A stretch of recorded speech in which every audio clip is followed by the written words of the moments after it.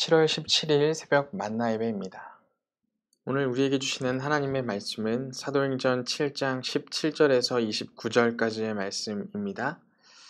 사도행전 7장 17절에서 29절까지의 말씀 봉독드리도록 하겠습니다. 하나님의 말씀을 경청하십시오. 하나님이 아브라함에게 약속하신 때가 가까움에 이스라엘 백성이 애굽에서 번성하여 많아졌더니 요셉을 알지 못하는 새 임금이 애굽 왕위에 오르매 그가 우리 족속에게 교활한 방법을 써서 조상들을 괴롭게 하여 그 어린 아이들을 내버려 살지 못하게 하려 할세. 그때에 모세가 낳는데 하나님 보시기에 아름다운지라.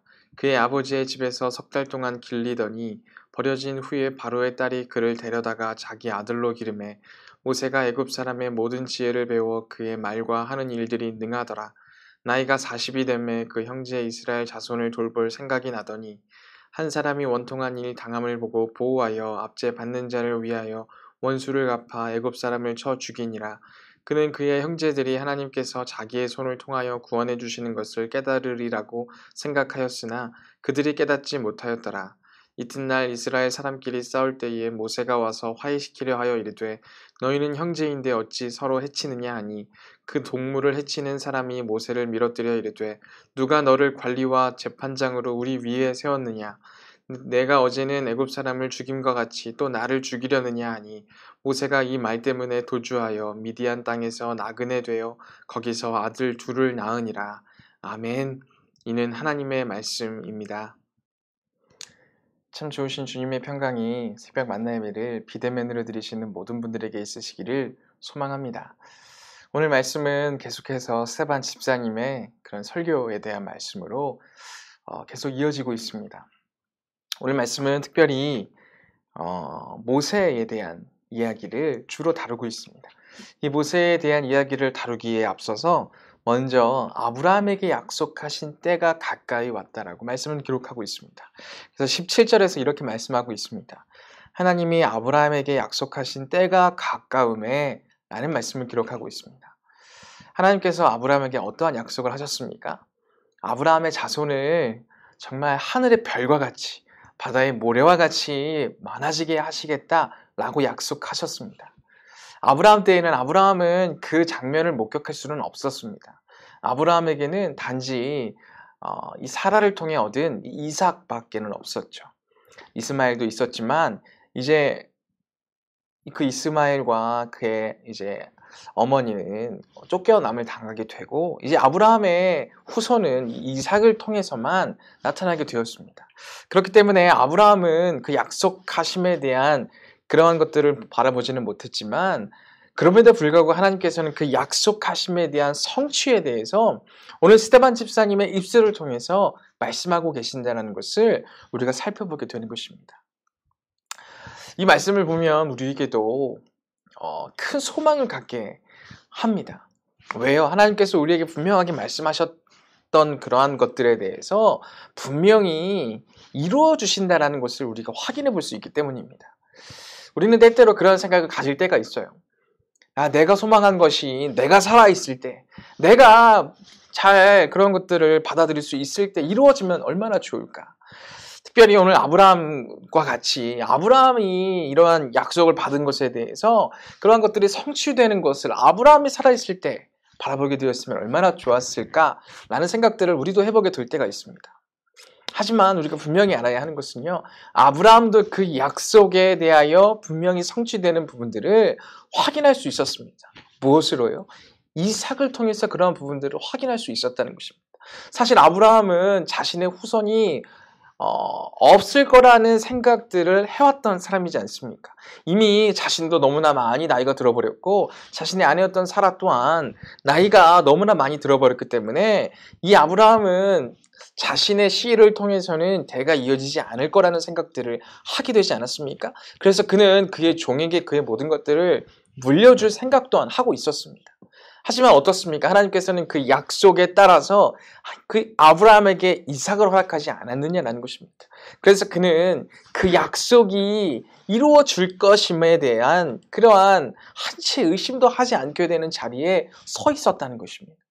그리고 그 약속은 과연 하나님의 때에 이루어지게 되는 부분들을 우리는 구약을 통해서나 오늘 스데반 집사님의 이 설교 말씀을 통해서 확인해 볼 수 있다는 것입니다. 그렇기 때문에 우리들도 이런 소망 가운데 살아야 하는 것입니다. 지금 내가 가지고 있는 수많은 기도의 제목들이 있지 않습니까? 이러한 기도의 제목들이 내가 바라는 대로, 내가 원하는 대로, 내가 원하는 때에 이루어지지 않을 수는 있지만 하나님의 때에는, 하나님이 원하시는, 하나님이 바라시는 대로는 분명히 이루어질 것이라는 사실에 대해서 우리는 인정해낼 수 있어야 하는 것입니다. 지금도 수많은 사람들이 믿는 사람들이 당하는 그러한 고난에 대해서, 그리고 믿는 사람들이 받아야 할 평강과 복에 대해서 기도하시는 분들이 굉장히 많이 있지 않습니까? 그리고 그러한 것들에 대해서 우리들은 우리가 바라는 때에 얻기를 바랄 때가 많이 있습니다. 하지만 하나님의 때에 하나님의 방법으로 이루어지는 그 때에 이루어질 그 모든 것들은요, 우리의 생각을 뛰어넘는 그러한 모습으로 이루어질 때가 많이 있다는 것입니다. 그것이 설사 내 때에는 이루어지지 않다 할지라도 말이죠.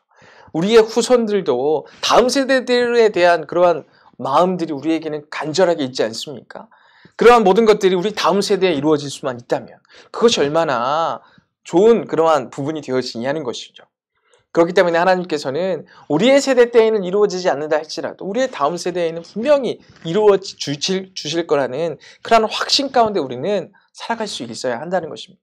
또한 하나님께서는 지금 우리들도 그러한 부분들을 누릴 수 있고 또한 그런 소망 가운데 바로 세워질 수 있도록 그 길을 우리에게 보여주신다는 것을 우리는 또한 바라볼 수 있어야 합니다. 그리고 우리들은요, 이미 그러한 수많은 기도의 제목들에 응답받은 모습으로 우리는 이미 살아가고 있다는 것을 바라볼 수 있어야 합니다. 우리들이 지금 이렇게 비록 지금은 비대면으로 예배한다 할지라도 비대면으로다 할지라도 이렇게 예배할 수 있는 것 자체가요, 이미 수많은 믿음의 선배들의 기도의 제목의 응답이라는 사실을 우리는 인정할 수 있어야 합니다. 교회에 나가지 못할 때, 교회에 나갈 수 없는 상황이 만들어지게 될 때에 그 분들이 얼마나 간절하게 우리가 어떠한 순간에서도 어떠한 상황에서도 예배할 수 있게끔 우리 다음 세대들이 예배할 수 있는 길이 열어지기를 얼마나 많이 기도했겠습니까? 그 기도의 제목이 지금 우리들이 누리게 되는 그런 응답의 자리가 되어진다는 것입니다. 그리고 지금 코로나가 오기 전에는 얼마나 많이 교회에서 예배할 수 있었습니까?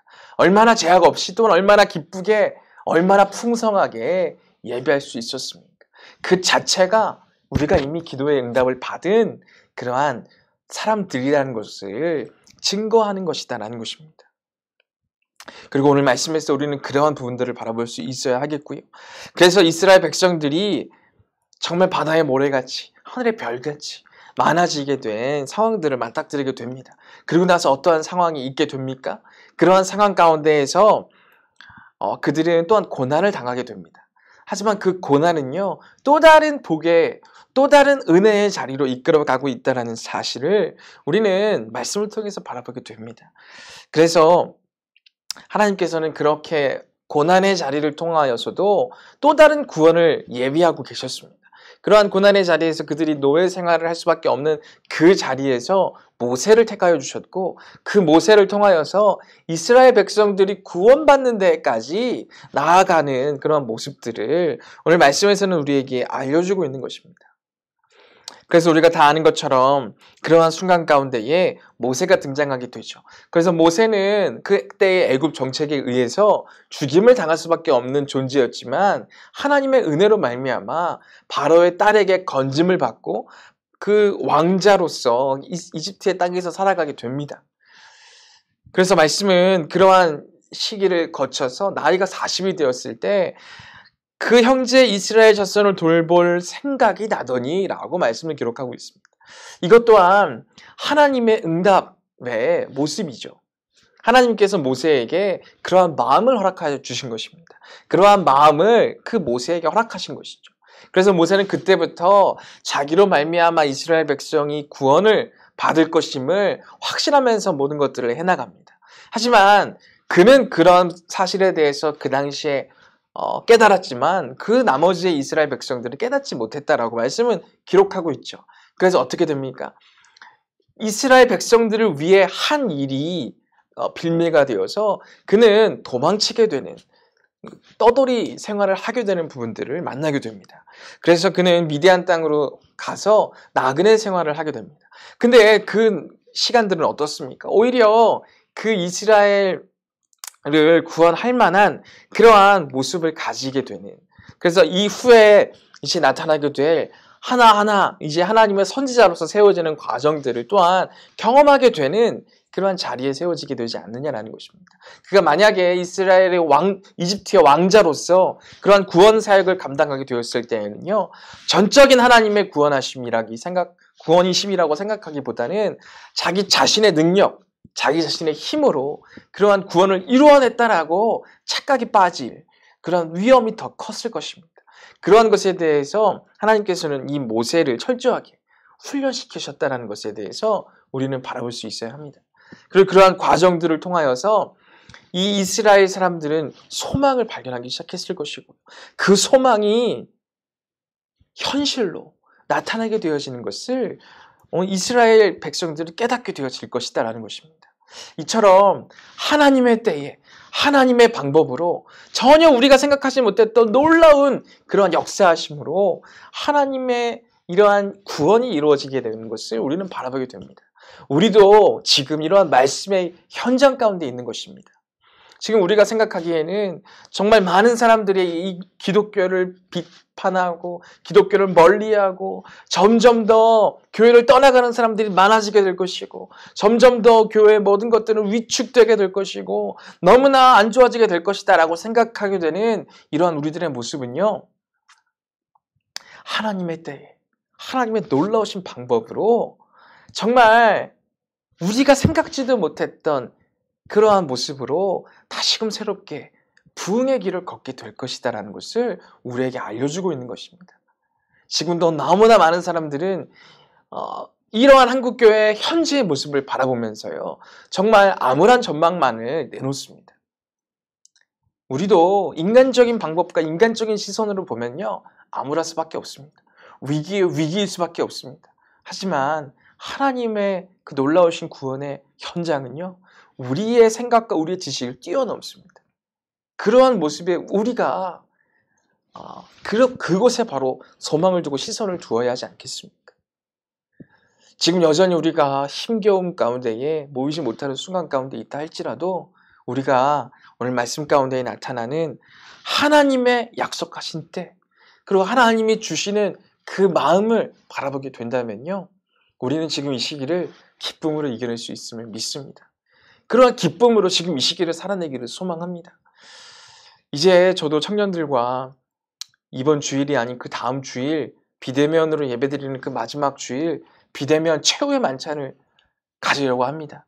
비대면으로 이제 마지막으로 드리는 예배라고 생각하고, 이제 마지막으로 비대면하는 예배이기 때문에 우리가 기쁘게 비대면으로 함께 만찬을 나누자 라는 마음으로 그러한 시간들을 가지려고 하는데요, 우리 모든 호계교회 성도분들도 다음 주 주일까지 비대면으로 예배하게 되는데 기쁨으로 예배하시고요, 이제 그때가 마지막 비대면 예배이다라는 그러한 소망함을 가지고 이 시기를 기쁨으로 예배하고요, 또 그 비대면으로 드려지는 모든 시기가 끝나게 되어질 때에는 더욱더 기쁨으로 교회에 나와서 함께 주님을 찬양하고, 또한 이후에 나타내실 정말로 우리가 생각지도 못했던 그 교회의 놀라운 역사하심을 바라보며 함께 그 기쁨을 누릴 수 있는 우리 모든 분들 될 수 있기를 소망합니다.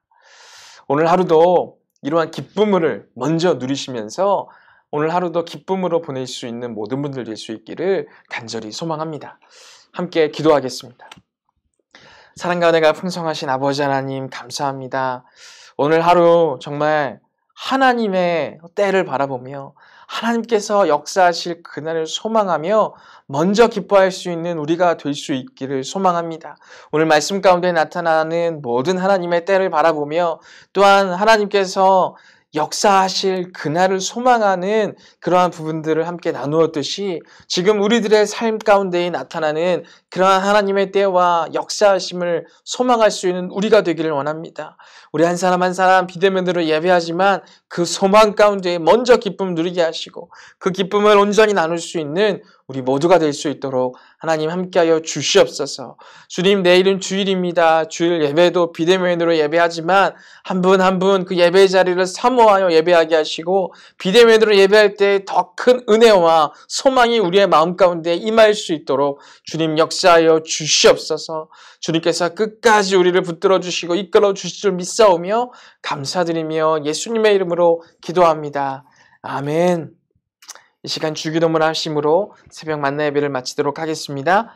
하늘에 계신 우리 아버지, 아버지의 이름을 거룩하게 하시며 아버지의 나라가 오게 하시며 아버지의 뜻이 하늘에서와 같이 땅에서도 이루어지게 하소서. 오늘 우리에게 일용할 양식을 주시고 우리가 우리에게 잘못한 사람을 용서하여 준 것 같이 우리 죄를 용서하여 주시고 우리를 시험에 빠지지 않게 하시고 악에서 구하소서. 나라와 권능과 영광이 영원히 아버지의 것입니다. 아멘.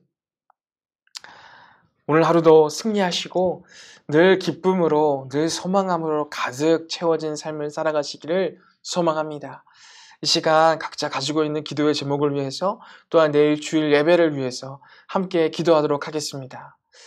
사랑과 은혜가 풍성하신 아버지 하나님 감사합니다. 오늘도 예배함으로 하루를 시작하게 하시고 말씀으로 더욱더 든든히 우리를 세워가시니 감사를 드립니다. 늘 주님만을 바라보며 주님만을 소망하며 살아갈 수 있는 우리가 될 수 있도록 주님 인도하여 주시옵소서. 내일 예배를 사모합니다.